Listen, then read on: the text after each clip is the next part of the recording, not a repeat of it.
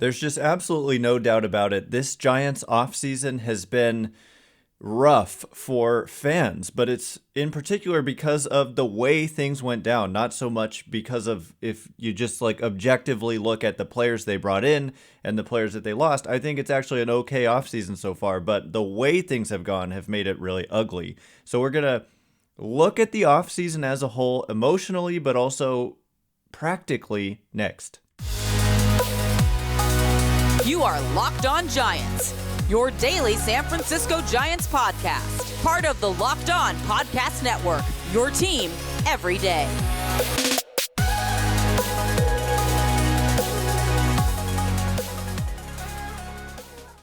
Hello and welcome to Locked On Giants, part of the Locked On Podcast Network, where it's your team every day. My name is Ben Kaspick, and on this show we provide actually episodes 3 days a week for now, talking about the San Francisco Giants in a way that's data-driven and rational, but also simple, passionate, and accessible to all. I'm a former contributor for the baseball statistics and analysis websites Beyond the Box Score and Rotographs. I've been podcasting about the Giants since 2015, and I'm a lifelong fan. Thank you for making Locked On Giants your first listen every day. We're free and available wherever you get podcasts. And coming up on today's show, I wanted to take a step back a little bit because the last week has been insane. The Carlos Correa saga is ongoing. He's still not officially signed with the Mets or anybody else at this point in time. If you want a full breakdown of what's going on there, check out yesterday's episode. But as soon as the Carlos Correa deal fell apart for the Giants, which we now know happened for good reason, and that no, it was not just cold feet. They actually just got super unlucky, it would seem, and agreed to sign a player who ended up having some kind of medical issue that they did not foresee when they got their hands on him for this physical. But as soon as that deal fell apart, my reaction and a lot of the people who cover the Giants' reaction was that this offseason was a complete and utter disaster at that moment in time. And certainly emotionally it was. It definitely helps that the Mets uncovered the same issue, and seemingly they didn't expect to find it either. But also, over the Christmas weekend, the Giants made a couple more moves, signing Michael Conforto and Taylor Rogers, which we've broken down every single move the Giants have made on past episodes if you want to check those out. But just zooming out and looking at what have the Giants done as a whole this offseason, it is emotionally easy to say it's a complete and utter disaster. But if you look at just kind of objectively what have they done, it's not that bad. And in fact, they've actually had a pretty solid offseason. And so I just want to walk you through the moves they've made and how they kind of work together with, getting it out of the way right away. I have said, others have said, it's well established that this was the offseason to go get a star. Carlos Correa is still a possibility for the Giants, as unlikely as it could be. We don't really know. But they got him. That's the thing, is they actually agreed to terms with him. And this is just a fluke thing that you never see happen with the physical turning up something unexpected. So it's really kind of hard to hold that against them. But at the end of the day, people are going to judge how they're going to judge. But the first thing the Giants did was they brought back a player who was quite good for them in the role that he was in, and that was Joc Pederson. They gave him the qualifying offer. It was a weak kind of market in general for left-handed hitters and also outfielders, if you consider Joc Pederson an outfielder. But the fact is, he was one of the most productive offensive players in baseball last season because, in large part, they limited him to almost exclusively facing right-handed pitchers.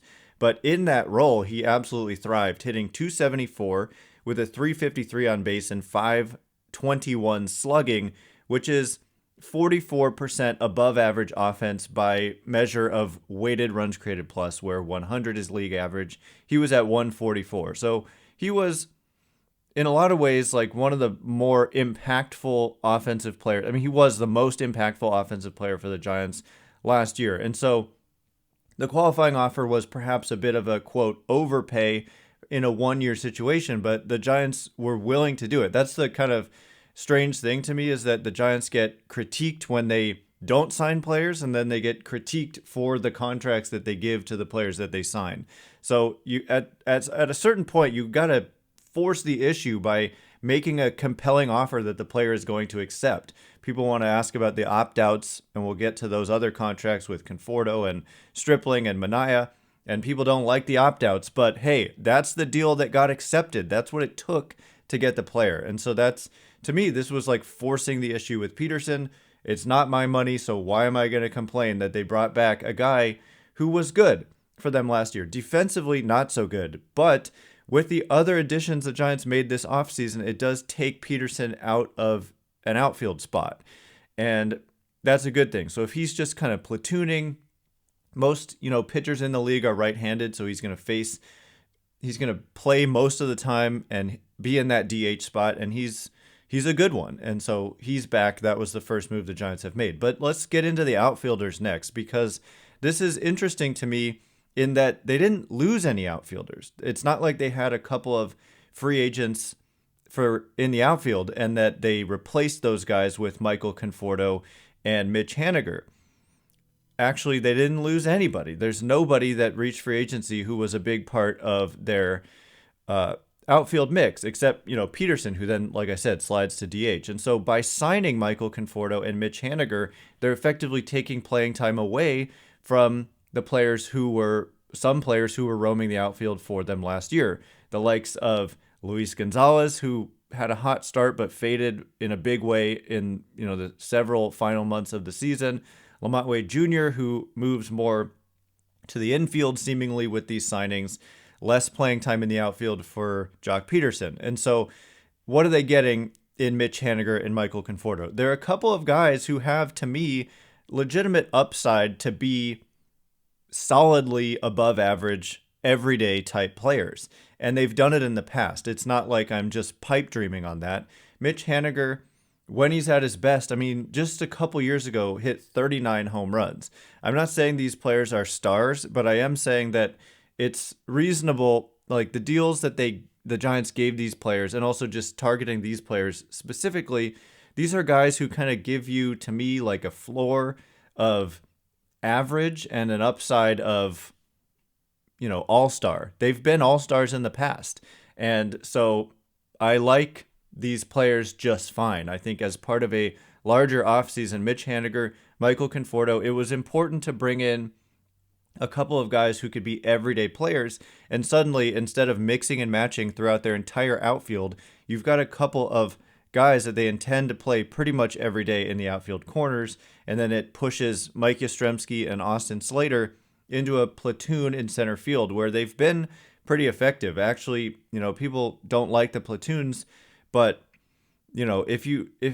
when you complain about Mike Yastrzemski, if you look at the numbers, it's often those at-bats against left-handed pitchers that add up to being problematic. But if you're just looking at any random at-bat with Austin Slater against a lefty or Mike Yastrzemski against a righty, the numbers last year and in their careers, you're getting good production. And so platooning is just fine by me as long as it's a few spots on the diamond and not every one, because you actually can't platoon at every spot because that would be 18 position players, and teams carry generally about 13 position players, half their roster. So if you're lacking like true everyday players, that's what becomes a problem, and that's kind of what happened last year. They obviously knew they couldn't platoon at every spot, but it's just the guys they hoped would kind of be everyday guys just didn't have great seasons like across the board. So yeah, both Haniger and Conforto have a lot of power, and Haniger is a little bit less patient, although in his career, his chase rate is pretty good, although the last couple years he's kind of been more of a free swinger. But Conforto historically is one of the better players in the game at kind of not chasing and drawing walks, not chasing and drawing walks. And so I think their outfield is solid. Defensively, just taking Pederson out of the equation and having a couple guys who have historically had success as corner outfielders in Haniger and Conforto, and then Yastrzemski and Slater have been average or maybe even a little better, sometimes a tick worse, so I would say average in center. I think they've got pretty much an average defensive outfield that with an upside for a little bit better than that, which is a big step forward. Even though it's not exciting, it's a lot better than like worst in the game, which in large part was from Joc Pederson playing I mean, he didn't DH much. He was like the left fielder last year. And so taking him out of that role helps the defense a lot. So coming up in just a minute, we'll get into more of the moves the Giants have made and overall kind of grade the offseason and talk about the difference between the emotion and just the objective roster construction reality. We'll get into all of it in just a minute, but before we do, this episode is brought to you by BetOnline. BetOnline.net is your number one source, hands down, for sports betting info, stats, news, and analysis. Get the latest odds and trends for every professional and amateur league out there, from pro football to college bowl season to basketball. We've got it all at BetOnline, and we've had a lot of fun doing MLB offseason odds. If you've got an outstanding bet on Carlos Correa, I feel bad for you. Although, I mean, who knows at this point? It's actually unbelievable that tomorrow will be 1 week post-physical with the Mets, and that deal still has not happened. And so at this point, who knows what's going to happen? But coming up soon, we'll have over-unders on Giants wins. In the past, we've done a good job of predicting whether it would be over or under, so we'll get into that later in the offseason as well. You can check all of this out at BetOnline. Head to the website today or use your mobile device to learn more. BetOnline is where the game starts. All right, as promised, we are going to continue running through the San Francisco Giants offseason. It's been kind of, I don't want to say quantity over quality, but it's quantity plus quality, but no star talent. But, you know, a guy like, honestly, if you look at Michael Conforto's career, he's had some star-like seasons.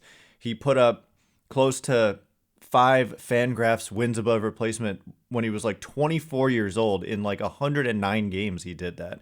So he's got the upside. He is coming off of a shoulder surgery, so I wouldn't like expect that, but he certainly has the capability of just going off and kind of having a really good year. He's like a 30 home run hitter if he's right, and a high on base guy, and he's historically had some pretty good seasons in the corner outfield. And so there's reason for optimism for these position players that the Giants have brought in.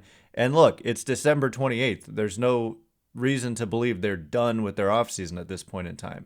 Thanks again, by the way, for making Locked On Giants your first listen every day. Make sure to check out Locked On Sports Today next. The biggest stories around the sports world in 20 minutes or less, plus instant reactions, game recaps, and Locked On's Take of the Day. Locked On Sports Today, available on YouTube and wherever you get your podcasts. So, yeah, I mean, Mitch Haniger, Michael Conforto, bringing back Joc Pederson, there's really not too much to complain about there, except that you can say they didn't bring in a star-level player among those. You know, none of those guys are like an obvious slam dunk star-level player. The star-level player that they agreed to terms with was Carlos Correa. So it really is just unfortunate. They were ready to sign this guy, and obviously there was just something wrong that they didn't foresee. And even if they had signed Correa, I believe that they may have just gone out and made the moves that they made a few days later anyway in Michael Conforto and Taylor Rogers. And suddenly, if you just add Correa to this group, people would be giving them an A. You know, it's hard to complain too much. I guess when we look at the pitching side, there's definitely like a way to criticize the way things have gone, not just this offseason, but in past off seasons. The trend continues this year, right? We'll shift our attention now to the starting pitching situation with the Giants, and that is, once again, they had a star-level performer in the starting rotation, and once again, they let that player leave instead of re-signing them. I think that this is just me guessing. I don't really know, but it seemed like Carlos Rodon wasn't that interested in coming back to San Francisco. It wasn't a good year for the team, and you know, he just never really seemed to be a guy who necessarily was the best cultural fit. I don't know. I liked watching him pitch a lot, and I wouldn't have complained a bit if he had been back. But I just thought Kevin Gausman kind of fit in a little bit better, and he and Logan Webb became like best friends. And so if you look back at the deal Kevin Gausman got from the Blue Jays, 5 years, $110 million, looks pretty reasonable. He had a good year, although some weird average on balls in play stuff going on with Gausman last year. And if you look at the projections, they're not great for him going into 2023. But hey, projections are just projections. We'll have to wait and see for 4 more seasons how it goes for Kevin Gausman. And we'll have to wait and see for 6 years how it goes for Carlos Rodon, who goes to the New York Yankees. But the optics, of having a player perform at a really high level, and then that player, especially in Gausman's case, but that's not this offseason, but we'll just keep mentioning it. He wanted to come back, and the Giants seemingly just didn't want him back at the terms he was likely to get and ended up getting. So what the Giants do instead here this offseason is they go out and get first Sean Manaea, a signing that frankly I wasn't super excited about because he had such a bad year for the San Diego Padres. 158 innings, 4.96 ERA. It's not like the peripherals were much better. If you look at like Alex Cobb the year before he came to the Giants, the peripherals were sparkling. And so when they signed him, it was like, oh yeah, it's easy to see why they're high on this guy. For Manaea, it's more like looking in the past. San Diego, by the way, is like kind of has a reputation for not being a great place for pitching development. And so that trend continued with Sean Manaea like getting worse upon being traded there this season in 2022. But if you look back at his career with the Oakland A's, go to 2018 through 2021, the guy had a 3.68 ERA, and he was kind of at the front of a rotation of some good A's teams there. A couple of years mixed in there, they won 97 games in back-to-back years, and he was at the front of that rotation. And so while I wasn't like super enthusiastic about this signing, it's not hard to see the attraction to Manaea. And also when it comes to free agents, they have to want to be here. And so when you find guys who have like played in the Bay Area before and thrived in the Bay Area before, those are guys that maybe will want to be here. And sure enough, he said he wanted to be here. His girlfriend lives here and he likes the food and he likes a lot of stuff about the area, he said. And so look, it's not hard to envision them fixing Sean Manaea, getting him back to his old self, and suddenly you've got a really deep starting rotation. So then they bring in Ross Stripling as well.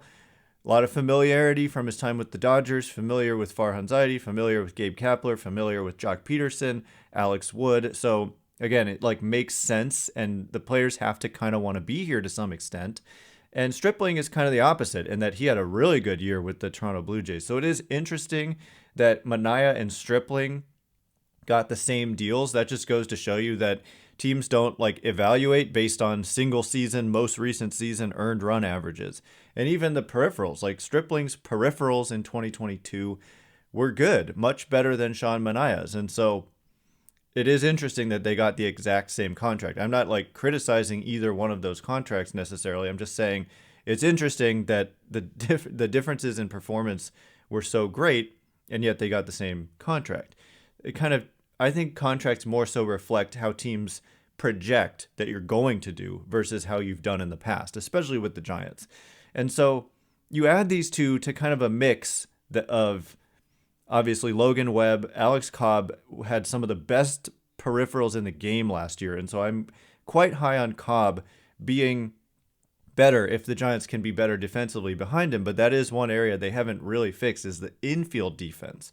They haven't done anything in the infield. They haven't made any moves. They made a move for Correa. I'm just not going to say that they failed to sign. Like they had the guy just a week ago, just over a week ago.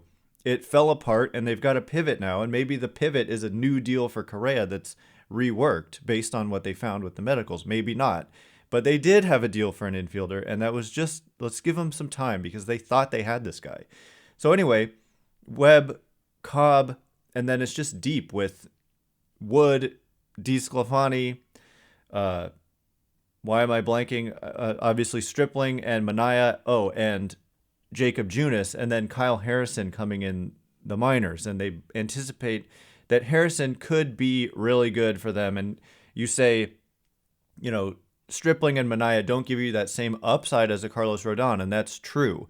They're not going to blow people away and rack up the strikeout records like Rodon did.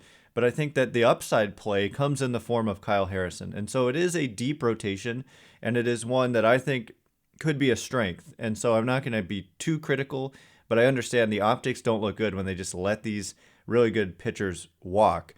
And a lot of people ask me, like, these strategies with the opt-outs and the short-term deals, I think they're just like, they're trying to be competitive every year, but the guys who are really, obviously they were willing to commit initially 13 years to Correa. So there are some exceptions they're willing to make for long-term deals, but then it's the homegrown talent. Like, think about how many years Logan Webb has been here, and he's got more years to come of team control. Camilo Doval has been here a couple years. He's got many more years of team control to come. And so the players to grow attached to, the players to buy the jerseys, the starting pitchers who are going to be on, quote, long-term contracts are the homegrown ones. And so buy a Logan Webb jersey if you want to. And then Kyle Harrison, hopefully he becomes that next Logan Webb or even more with kind of strikeout upside, and then people will be buying his jersey. So it's the homegrown guys who are going to be here for the long haul, and then some exceptions like Correa, if they could just not get completely unlucky with the physical failing.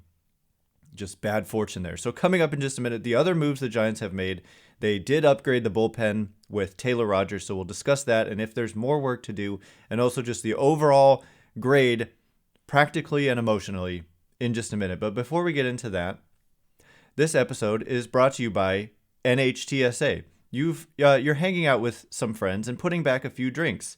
A few becomes a few too many, and as the evening comes to an end and people start to head out, you think of calling for a ride, but nah, you live nearby, you can make it home okay, it's no big deal, right? What are the odds you'll get pulled over anyway? And even so, what's the worst that could happen? Your insurance goes up, you lose your license, you lose your job, you total your car. What about if you kill someone? Everyone knows the risks of driving drunk. The results are tragic and often deadly. However, that doesn't stop everyone from getting behind the wheel while under the influence. That's why police officers are out there right now looking for impaired drivers on our roads to save lives.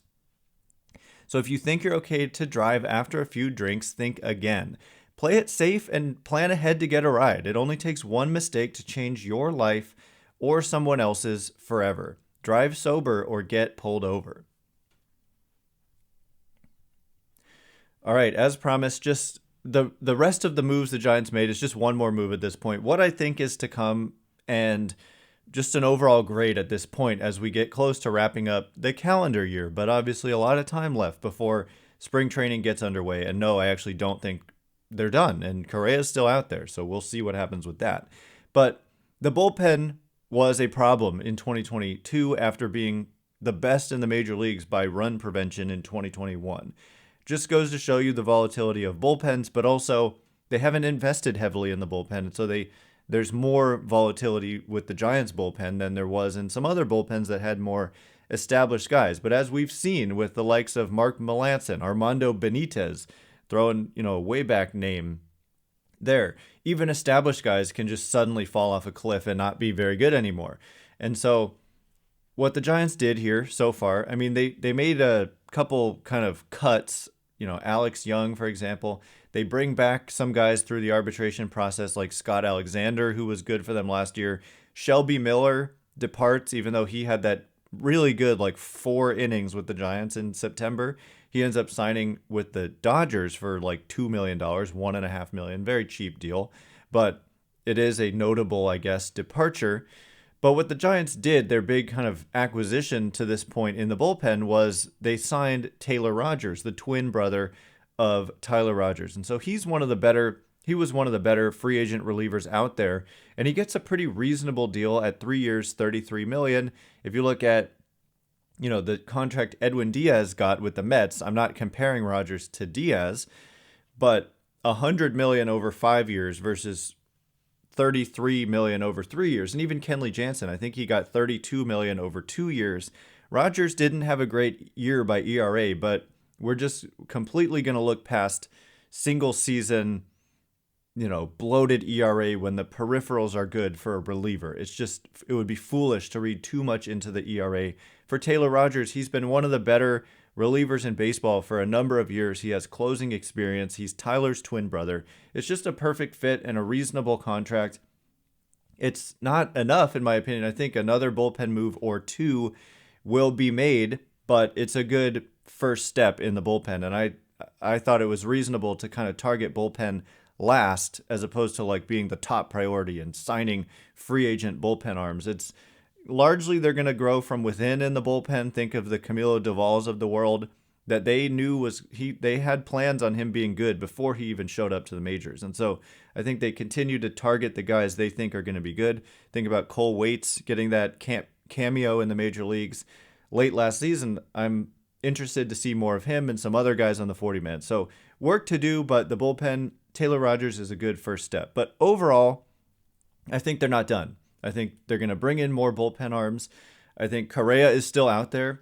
There's also the trade market, which once the free agent class has been largely depleted, if the Giants aren't totally satisfied with where they are, that's the time to look into trades. Like we had conversations about trading Marco Luciano for Brian Reynolds early in the offseason, which I didn't think made any sense.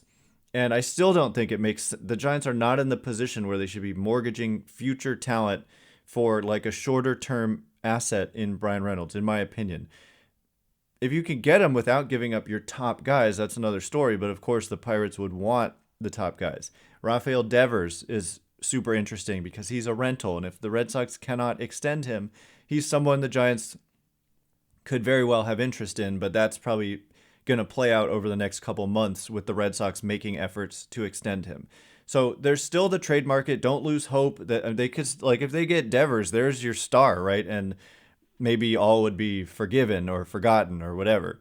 But there's no doubt that as a fan, you've been through a ton this offseason with the 6 minutes of Aaron Judge and it was 7 minutes of Aaron Judge and 7 days of Carlos Correa that you thought you had these guys. And it's just brutal. I mean, it's not just this offseason. You add it into the story of previous off seasons and just never being able to land that big guy. And they finally get him, you think, in Carlos Correa, and then it falls apart. And so emotionally, it's a disastrous offseason, but just practically, I think it all adds up to a passing grade. Whether you want to give it a C-, a C, a C+, I'll just go flat out C at this moment in time. I think it's a passing grade.